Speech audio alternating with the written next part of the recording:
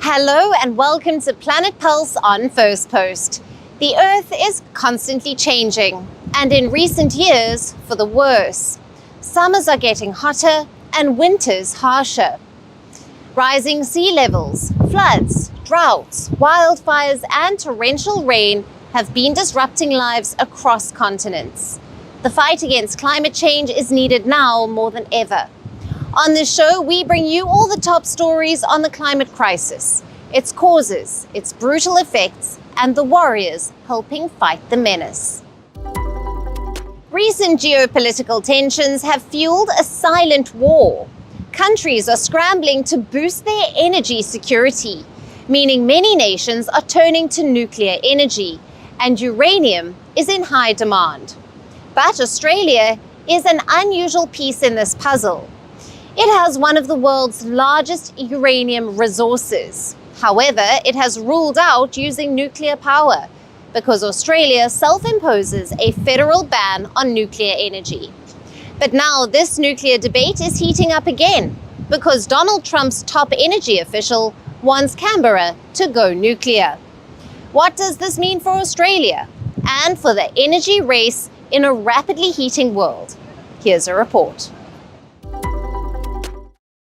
The Trump administration wants Australia to go nuclear.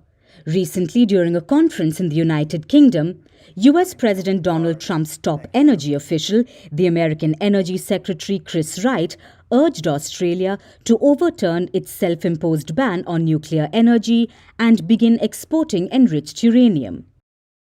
He said that he would love to see Australia get in the game of supplying uranium and maybe going down the nuclear road themselves. Wright claims that it would be quote-unquote a tremendous resource. Uranium is a non-renewable energy source. It is a fuel that's most widely used by nuclear plants. About 10% of the world's electricity is generated from uranium in nuclear reactors. Australia is already the world's fourth largest producer of uranium, though there's a federal ban on nuclear power in the country. But Trump's top energy boss wants Australia to tap into this resource and lean into uranium's nuclear uses, because apparently this is a quote-unquote incorrect belief that somehow there's a clean energy and dirty energy, and that's just not how the world works.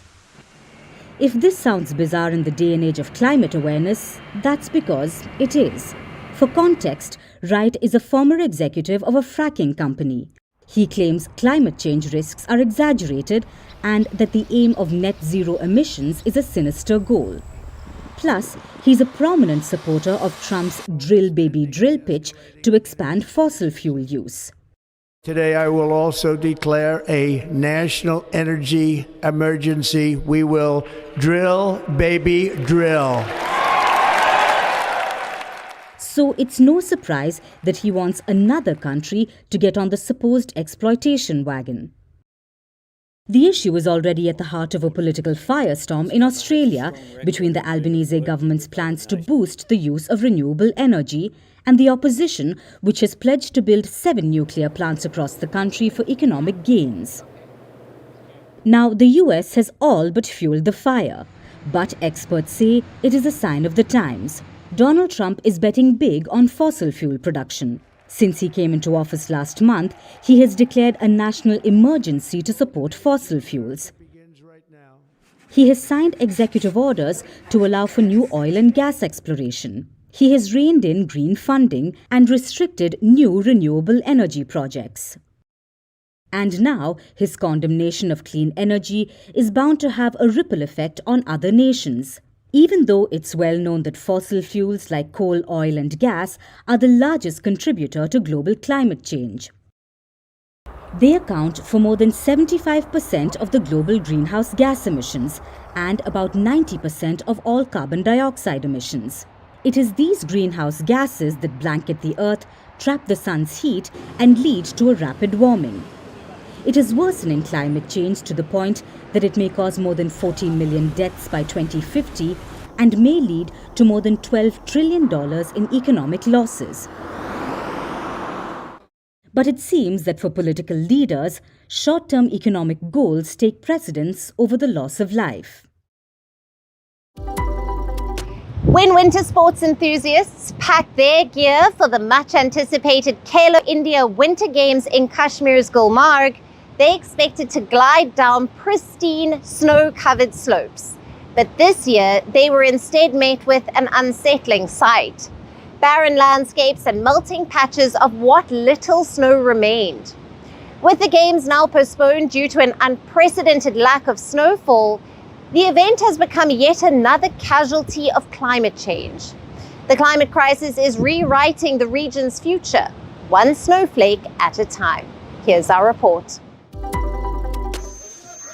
Move over climate change deniers, Mother Nature just RSVP'd no to India's winter sports extravaganza. The much-anticipated Khelo India Winter Games, set to bring the slopes of Jammu and Kashmir's Gulmarg alive with skiing, snowboarding and other frosty fun, have been unceremoniously postponed. The culprit, you ask? A glaring lack of snow. One of the world's highest ski resorts is looking more like a barren trail than a winter wonderland.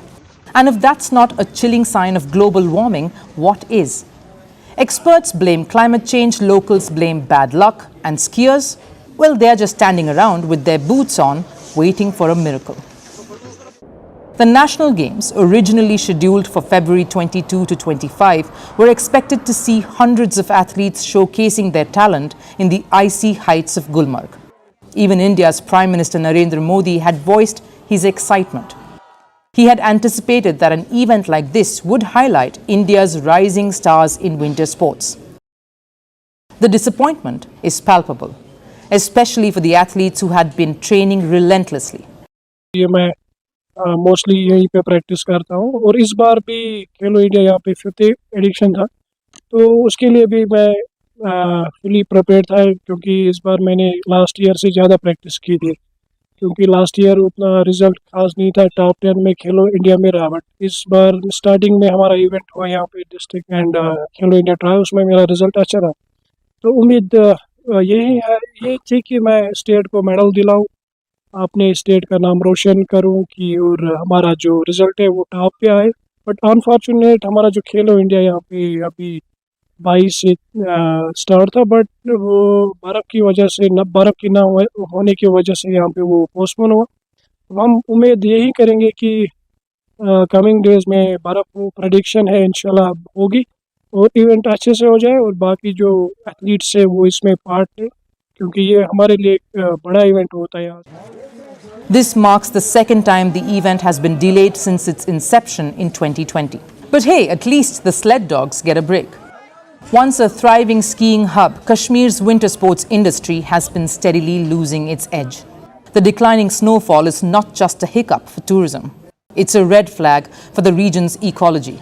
Rivers, lakes and springs are drying up. Snowmelt is crucial for replenishing rivers, sustaining agriculture and keeping forest fires at bay. According to officials, snowfall in Jammu and Kashmir has been on a concerning downward trend.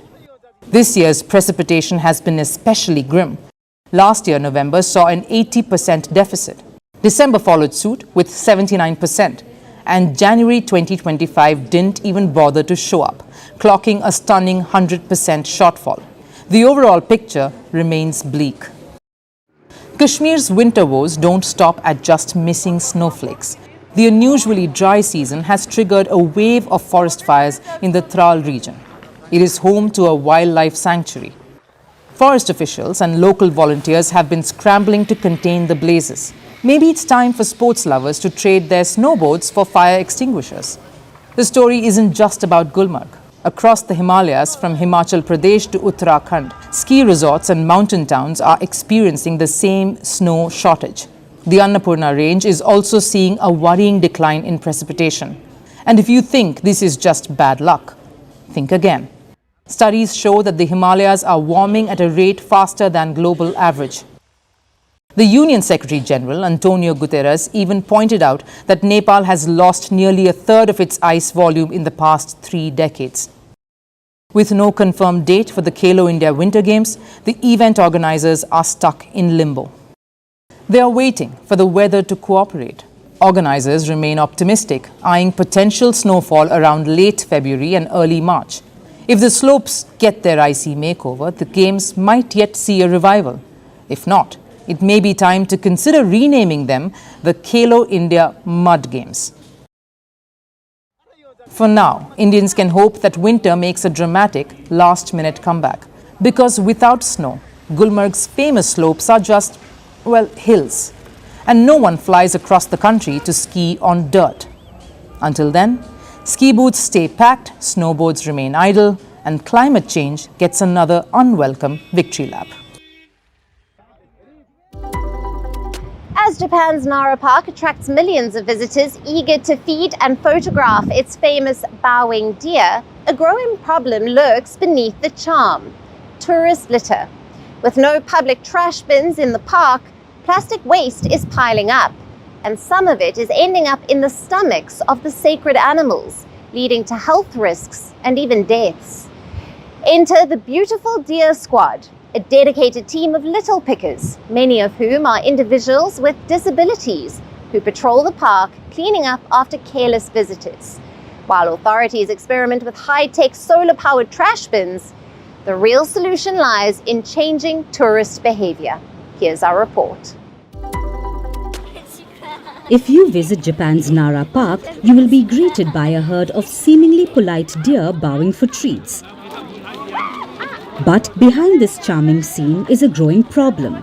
Some of these sacred animals are dining on plastic waste instead of their designated rice crackers. With Japan seeing a record-breaking 36.8 million visitors last year, many of whom flocked to Nara for a selfie with its resident deer, the city's streets have become a buffet of improperly discarded snack wrappers. And while Kyoto struggles with tourists harassing geisha, Nara's issue is far more stomach-churning. Its deer are literally eating garbage.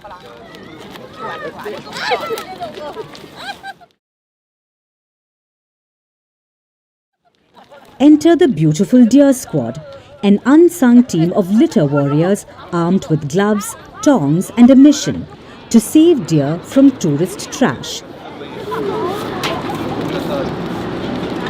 This dedicated group, many of whom are individuals with disabilities, have been patrolling the park for years. They quietly sweep up the mess left behind by careless visitors.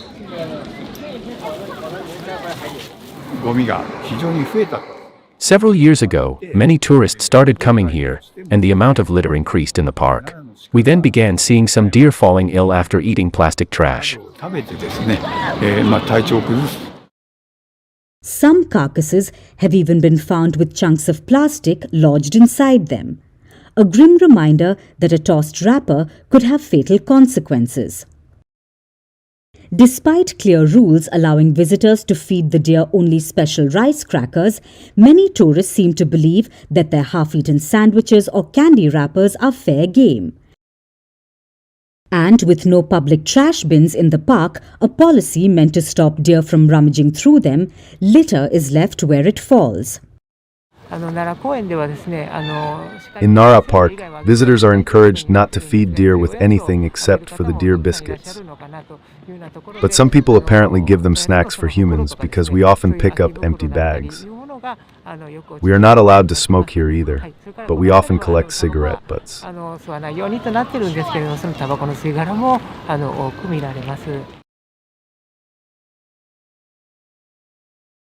Japan, known for its impeccable cleanliness, operates on an unspoken rule: take your trash home. But that's a concept foreign visitors often struggle with. The lack of public bins across Japan is partly linked to security concerns following the 1995 subway gas attacks.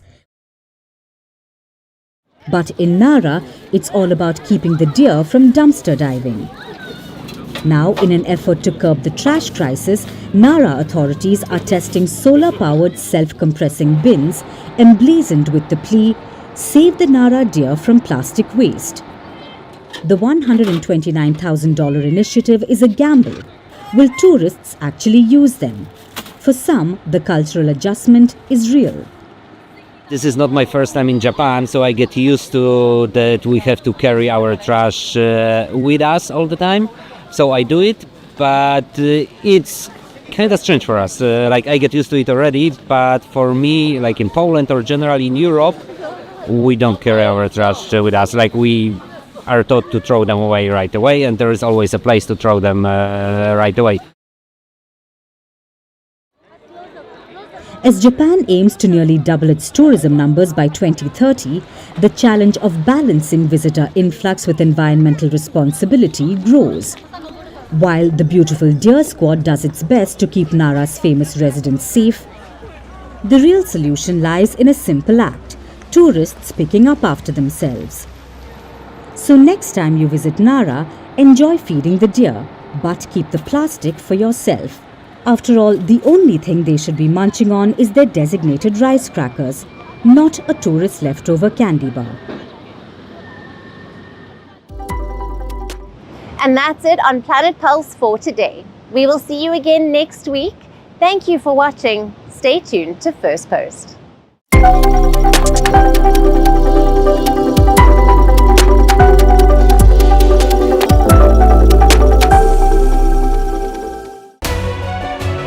We're calling the show Vantage. We hope you like what we put together for you.